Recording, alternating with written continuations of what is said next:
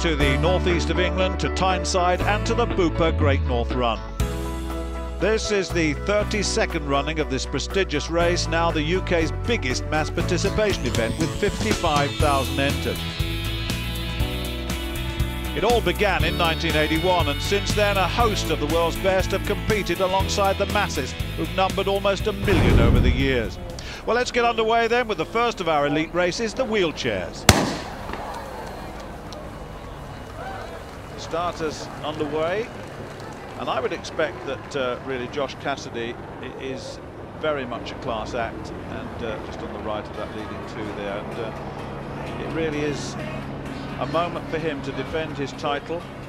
And you know, when you look at past winners, well, he's won it twice. David Weir, incidentally, he's won it 4 times.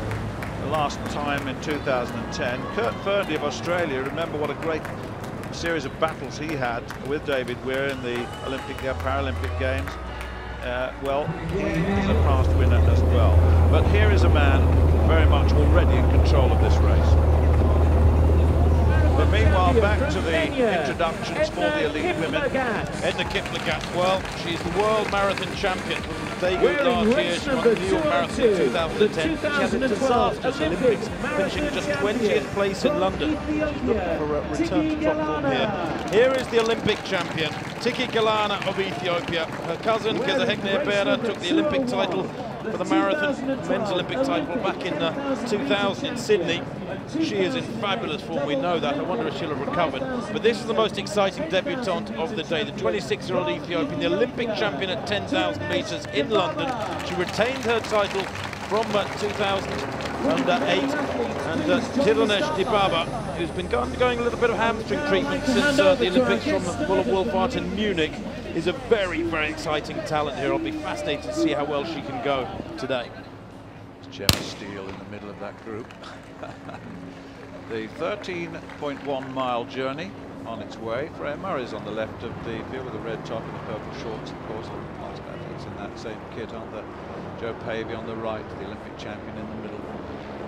But it gives us an opportunity to just look back at what's happened. Lucy Kabu of Kenya won this race. The Kenyans, the Africans, actually have dominated this race right the way through. Paula Radcliffe won it in 2003 for Great Britain, but really since that time, Paula's won it a couple of times, hasn't she?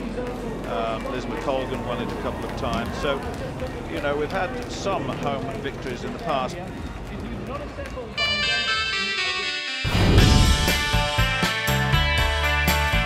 Starting at Newcastle, and at 2 miles they'll go across the bridge, that very famous bridge, of course, the Tyne Bridge.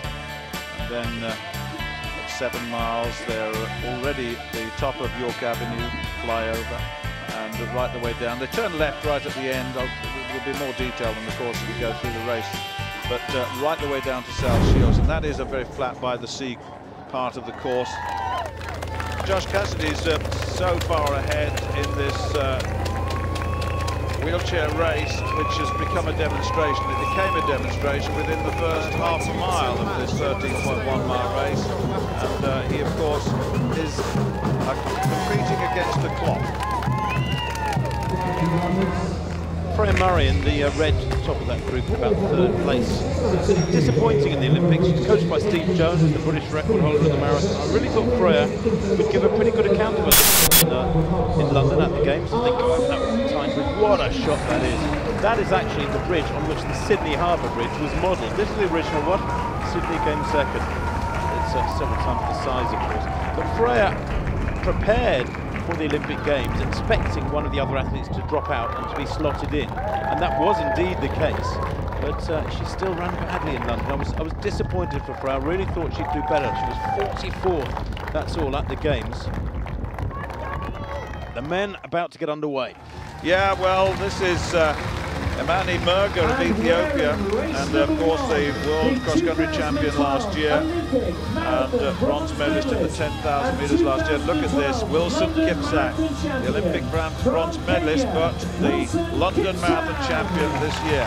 Very strange attack on the Olympic marathon, I must admit. I was expecting to do what he did in that race. Greg Rutherford, and of course Mo Farah there, the starters. There are so many starters there as the race gets underway. It almost looked like a false start there, but nevertheless Mo Farah, what a magnificent season he's had, and Greg Rutherford, of course. We've got two British Olympic champions there, Greg winning the long jump, and all want a contact, don't they, with Greg Rutherford as they go. 100,000 actually applied, 55,000 are there. Conditions absolutely perfect. It's not too hot, it's not cold. Well, Prokopchuka is now taking it on. I can see Dibaba is there. Just looking at the back, well, one or two dropping away from this field now. The South African Rennie Kalmer has dropped off the back. Kiplagat, the world champion, is right there too. Also Jones has dropped off, the Welsh woman.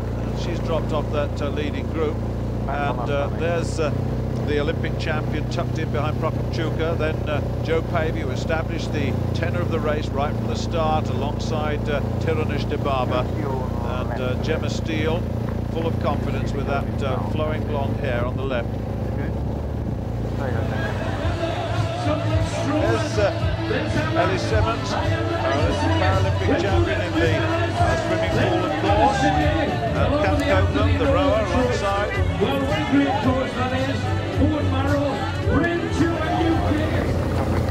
Well, Josh Cassidy against the clock. The class act in this field. You can see 35 minutes gone, so he is really shifting still.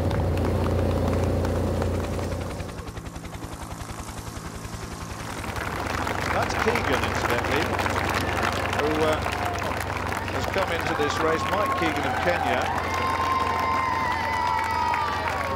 Sixth most recently in the 10,000 metres in Brussels, alongside the man who won that race in Brussels, Emmanuel Bett, who came out and he said, well, I didn't expect to win that race at all.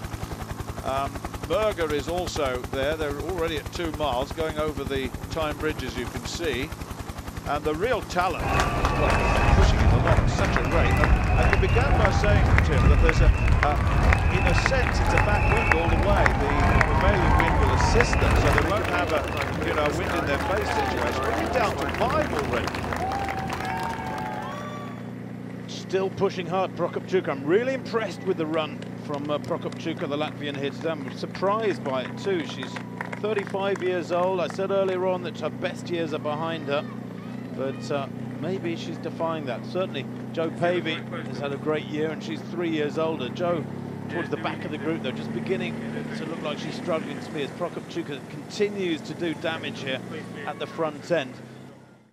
But here comes the man who has dominated the wheelchair race right from start now to finish, and Josh Cassidy, the Canadian, by far the outstanding favourite for this, coming through. And look at the time, 43 minutes or thereabouts. It's very, very fast indeed.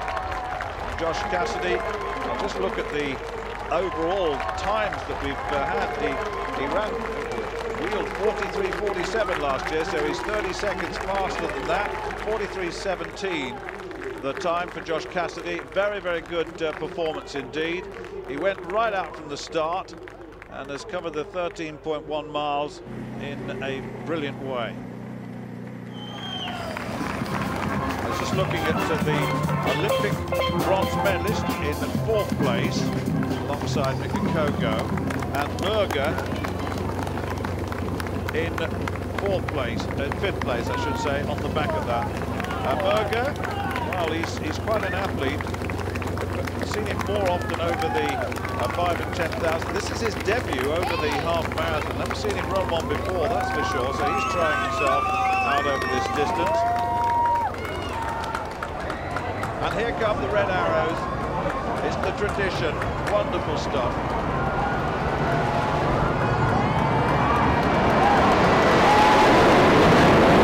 Fine pilots.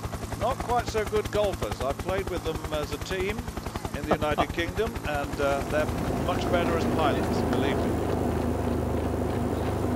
Well, and they're only at about halfway to it, 28 minutes on the clock. The mile times have got 4:28, 4:30, 4:36, 4:35, 4:45, and 10 kilometres, 28:02. It's quick, it's very quick indeed. It's right on schedule for a course record.